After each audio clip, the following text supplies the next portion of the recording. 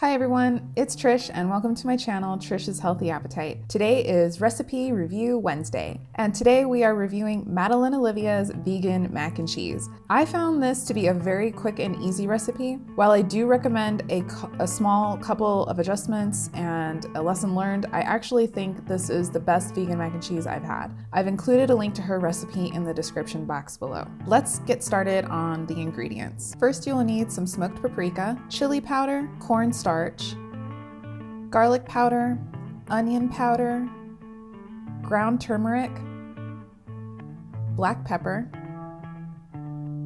sea salt, some plant milk, I'm using almond milk, nutritional yeast, lemon juice, water, ground mustard, and some cashew nuts. All right, let's get started on this.